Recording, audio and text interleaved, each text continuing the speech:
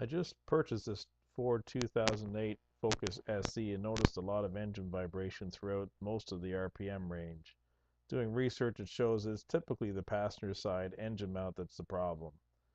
I am not a certified mechanic. This is just a demonstrational video of how I personally removed and installed my passenger side engine mount. For my 2.0 Duratec engine, I opted to install the Anker 3103 engine mount.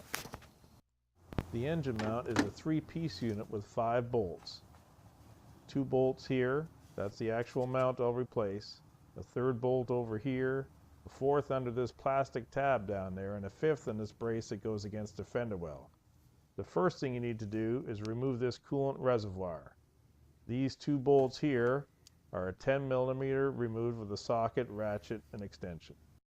Once you have the 2 bolts removed, you can just take this coolant reservoir, gently pull up on it, and just flip it over here on top of the intake, between the intake and the radiator fan assembly. As you can see, I've got my floor jack out here. I've got a 2x4 block on top of the pad, and I've got it resting up against the oil pan. I'm going to put a little pressure on there, just a couple of pumps, and that'll be it for now.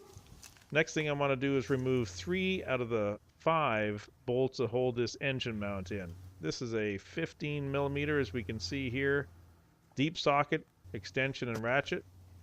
Now I've removed the front and rear bolts. You can see the front one missing there. It looks much like a stud and nut combination there. And then the back one here, I've removed it, and it looks more like your typical bolt. There it is there. And I'm going to remove this final one here. It's a brace against the inner fender. Now I've got those 3 out. This engine is now just resting on the chassis on this side, and I'm going to put some pressure on it from the floor jack. I want to take the tension off that engine mount, so I'm going to jack this up until I see that mount move.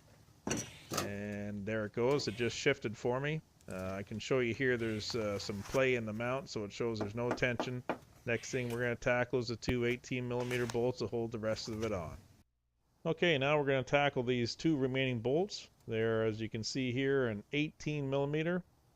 And I'll take those out. I left one of them in here. You can see as I pulled out, it's more of a stud and nut combination that you've seen in the front engine mount. Looks like that as well. And now it's the mount is free to come out. And it takes a little bit of wiggling, but not a heck of a lot.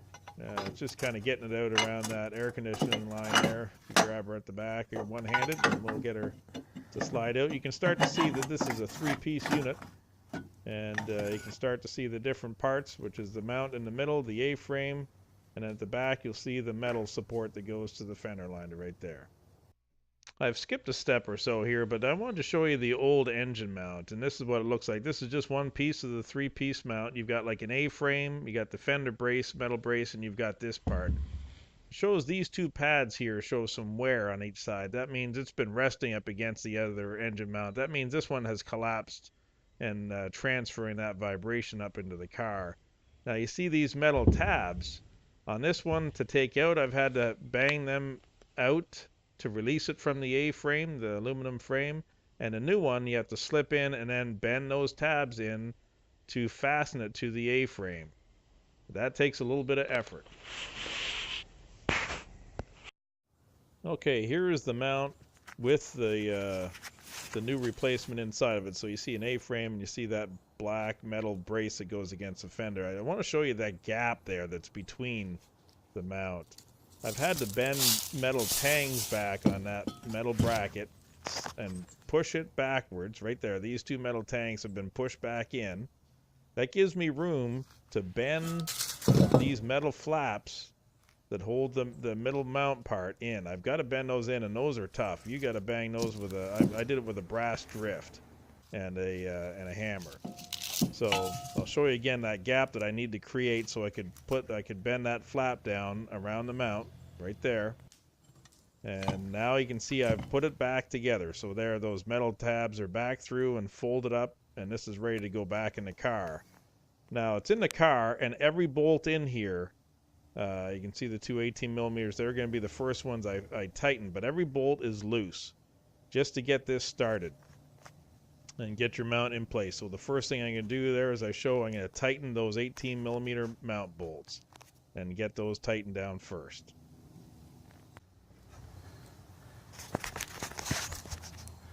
Okay, now we've got the 18 millimeters. They're the only ones that are tight, those top 18 millimeter bolts.